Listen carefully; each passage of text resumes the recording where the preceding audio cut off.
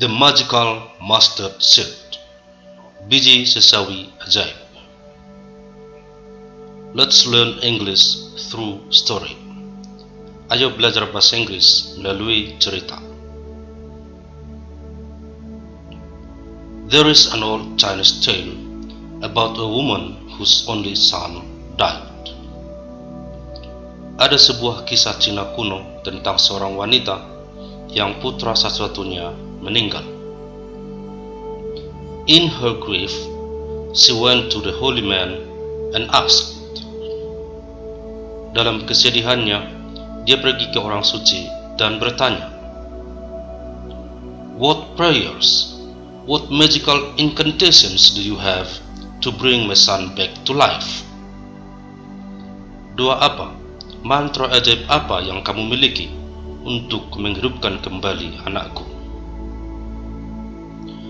Instead of sending her away or reasoning with her, he said to her.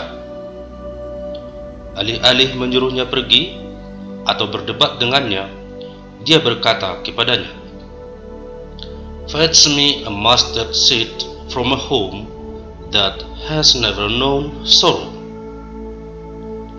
Ambilkan saya satu biji sesawi dari sebuah rumah yang tidak pernah mengenal kesedihan.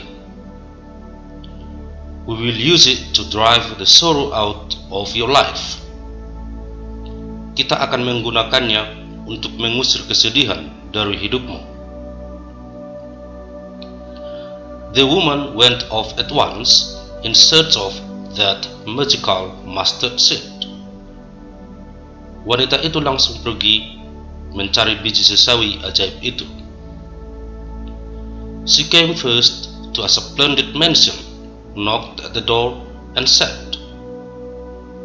Dia pertama sekali mengunjungi sebuah rumah besar yang megah, mengetuk pintunya dan berkata,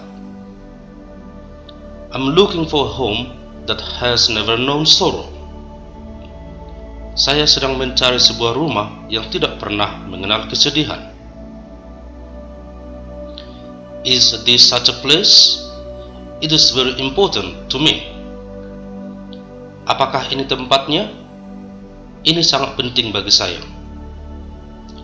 They told her, "You've certainly come to the wrong place." Mereka berkata kepadanya, "Anda pastinya sudah datang ke tempat yang salah." And began to describe all the tragic things that recently had befallen them.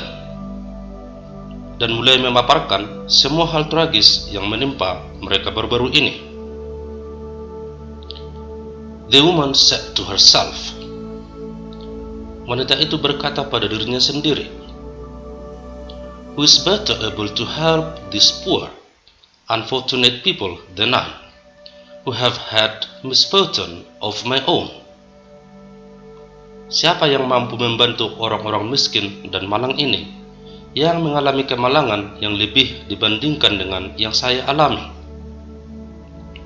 She stayed to comfort them, then went on in search of a home that had never known sorrow. Dia tinggal untuk menghibur mereka, lalu melanjutkan mencari rumah yang tidak pernah mengenal kesedihan.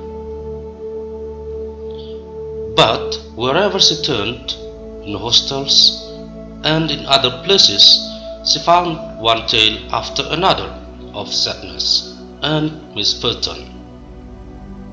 Tapi kemanapun dia pergi, ke penginapan dan di tempat lain, dia menemukan cerita demi cerita tentang kesedihan dan kemalangan.